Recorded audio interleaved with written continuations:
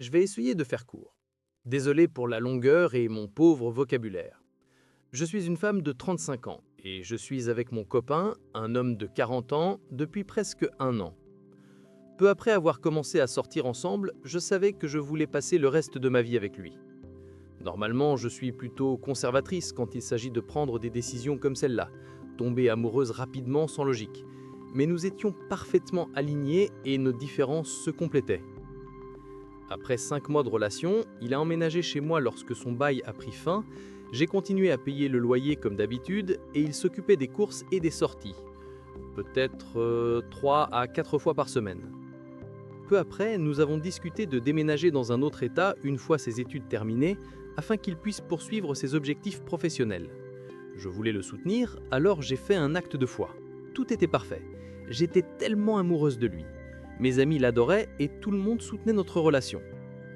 J'ai mis la plupart de mes meubles en garde-meubles où je les ai donnés.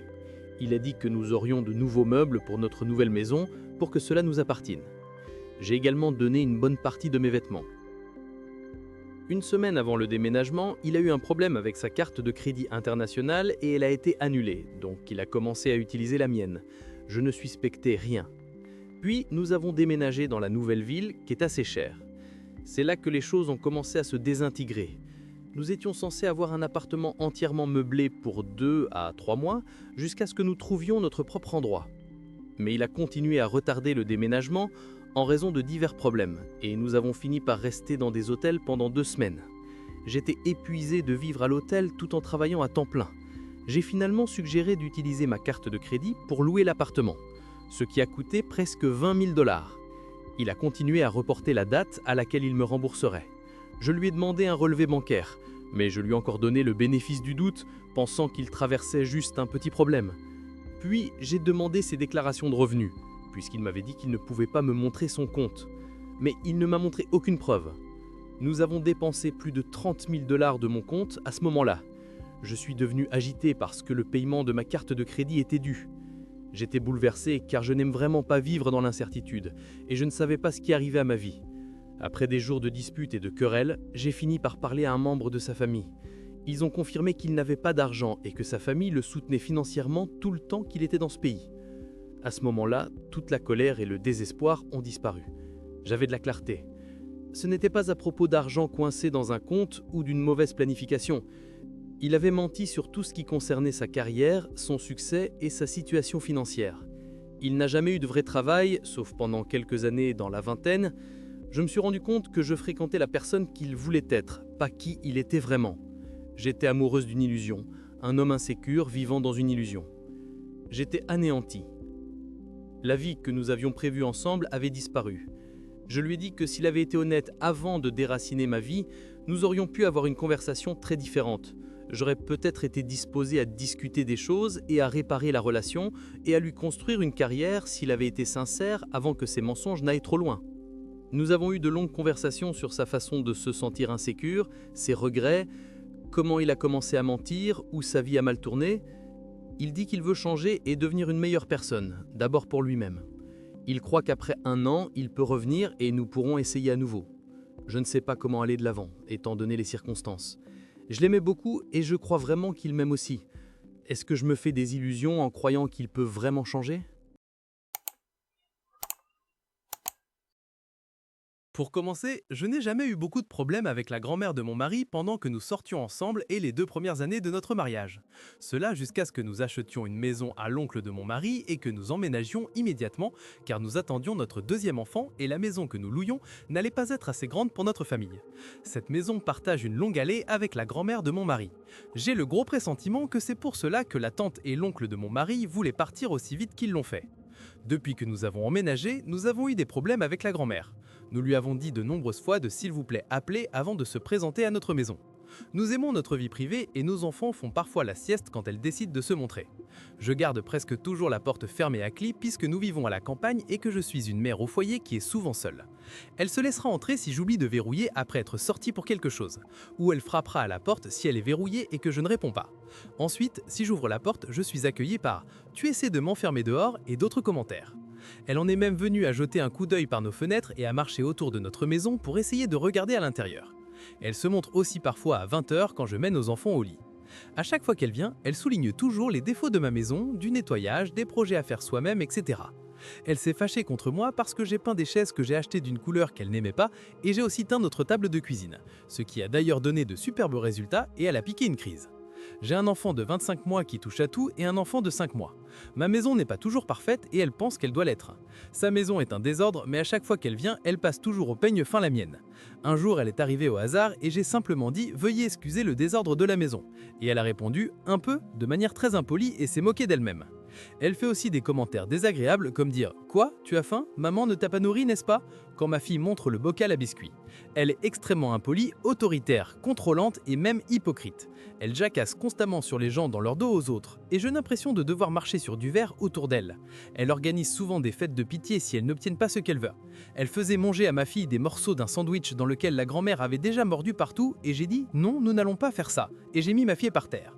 Alors la grand-mère de mon mari a dit « Ah, allez, elle aimait bien le sandwich ». Pour couronner le tout, nous ne pouvons plus organiser de fêtes dans la grange ou la maison de l'oncle. Donc maintenant, elle veut que toutes les fêtes aient lieu ici chez moi et dit aux gens que ça va être ici. Je dois parfois être celle qui dit aux gens qu'il n'y a pas de fête ici. Et si nous organisons une fête ici, personne n'aide du tout. Mon mari et moi avons essayé de lui parler tant de fois. Nous avons essayé de lui dire d'appeler avant de venir, de garder ses opinions pour elle si elle devait être impolie, de nous demander la permission au lieu d'inviter des gens au hasard à la maison pour une fête et la liste est longue. Mais c'est comme si elle s'en fichait. Je ne sais pas comment lui dire autrement. Je le lui ai dit gentiment et je me suis aussi emporté à ce sujet. Quelle serait la meilleure façon de gérer ou de parler à quelqu'un comme ça? Je ne sais pas quoi faire ou dire. La couper n'est pas une option, même si parfois je le souhaite. Je ne veux pas avoir l'air d'une négative, mais je suis à bout et je ne sais pas quoi faire d'autre. Nous sommes ensemble depuis 3 ans maintenant. Nous venons de 2 mondes différents, mais pour la plupart, nous nous entendons bien et nous nous amusons ensemble. Il dit que les commentaires ne s'appliquent pas à moi, mais je pense que si. Tout d'abord, juste pour expliquer à quel point j'étais pauvre en grandissant, ma mère était atteinte d'une maladie en phase terminale pendant presque toute ma vie. Après son décès, mon père a cessé de me parler, à moi et à mon frère. À 16 ans, je me suis installé dans ma voiture. Après des années de sans-abrisme intermittent et de boulot minable, j'ai commencé à travailler comme serveuse dans un restaurant plutôt agréable et j'ai pu louer une chambre minable. Pour moi, c'était le luxe absolu, d'avoir ma propre chambre. Je l'ai rencontré vers minuit en rentrant du travail. Il m'a vu et s'est inquiété pour moi et voulait m'aider. Alors j'ai cédé et je l'ai laissé me ramener à la maison. J'ai fini par accepter de sortir avec lui, mais j'avais beaucoup de dettes et je lui tais évidemment. Il n'était pas du tout jugemental, il m'a aidé à m'en sortir. Je me suis installé chez lui, nous avons évidemment fini par nous fiancer. C'est vraiment un type incroyable, mais je ne comprends pas comment il me différencie des autres, dans la même situation. Nous avons une bonne vie maintenant, je suis femme au foyer, ce qui, pour quelqu'un comme moi après des années de chaos, est extrêmement paisible et merveilleux. Il travaille dans le droit, nous prévoyons d'avoir un bébé bientôt, donc ce n'est pas quelque chose pour laquelle je veux le quitter. C'est plus que je cherche de l'aide sur comment mieux communiquer avec lui. Il sait tout et il sait que j'étais sans-abri, mais il dira des choses sur les sans-abri étant sales ou ayant besoin de se bouger et travailler juste devant moi. Mais c'est lui qui m'a littéralement sorti de cette situation. J'aurais très bien pu et aurais probablement fini par retourner dans cette situation. Je lui ai demandé ce qui était différent entre moi et le sans-abri dont il parlait. Et il a ri et a dit que ce n'était même pas comparable, donc pas d'explication réelle. Nous étions allongés dans le lit l'autre nuit et parlions du coût de la vie dans notre région. Et il a fait une blague disant qu'il aimait ça et espérait que ça continue à augmenter parce qu'il ne veut pas des gens qui ne peuvent pas se le permettre dans son quartier. Et j'étais comme « Ok, mais c'est moi ». Et il dit que non, parce que ce n'est plus le cas. Mais il dit fondamentalement, dans mon esprit, que si j'étais célibataire et toujours dans une mauvaise situation, je suis là avec les gens qui l'insultent. Il y avait aussi une autre fois où nous faisions du shopping sur Rodeo Drive et un type me demandait de l'argent pour un café. J'essayais de trouver mon portefeuille et il m'a éloigné. Il a effectivement donné de l'argent à ce type, mais il était furieux que je lui parle. Il a dit que si le type voulait de l'argent, il pouvait trouver un emploi et a aussi dit que c'était dangereux pour moi de leur parler. Mais en tant que personne qui a vécu cela, je sais que la plupart de ces personnes sont bonnes.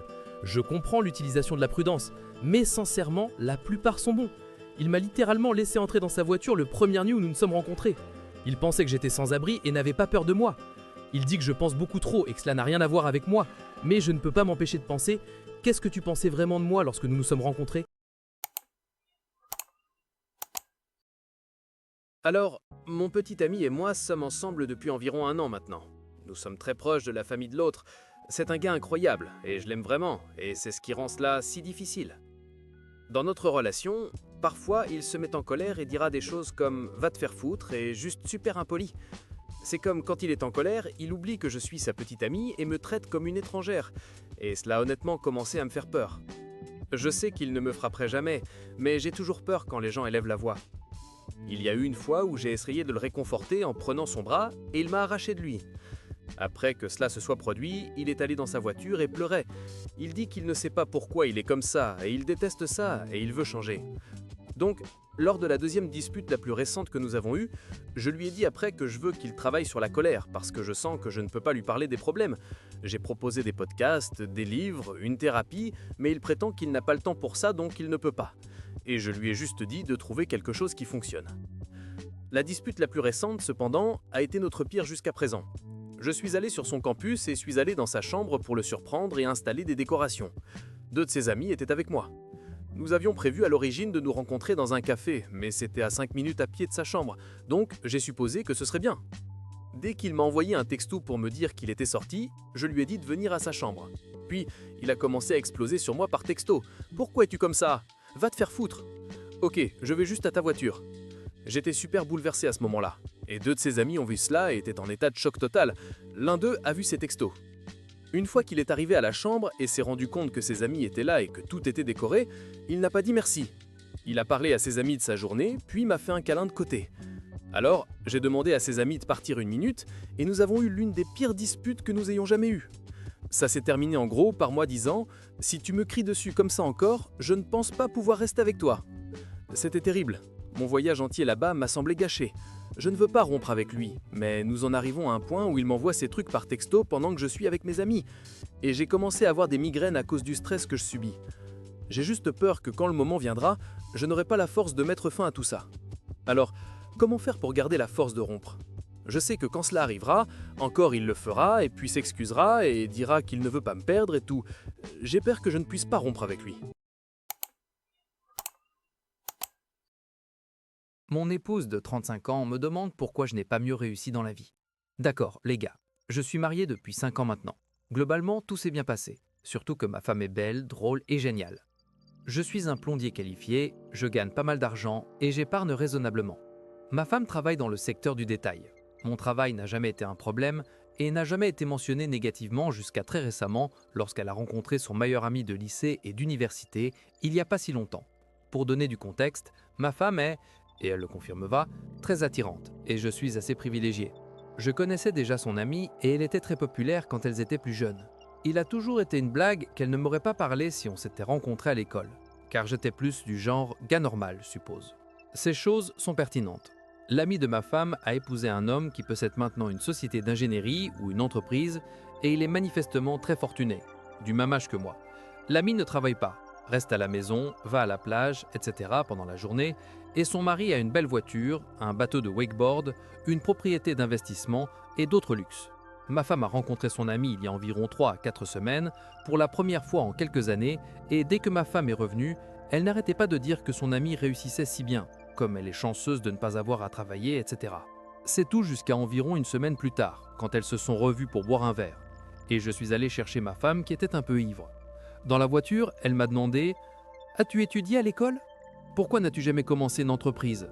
et quelques questions insultantes qui m'ont un peu attristé. Je les ai ignorées. Mais pendant le trajet, elle a continué de parler de comment son amie n'a pas à travailler et de comment son amie disait qu'elle ne s'attendait pas à ce que sa petite amie ait à travailler dans un emploi normal, etc.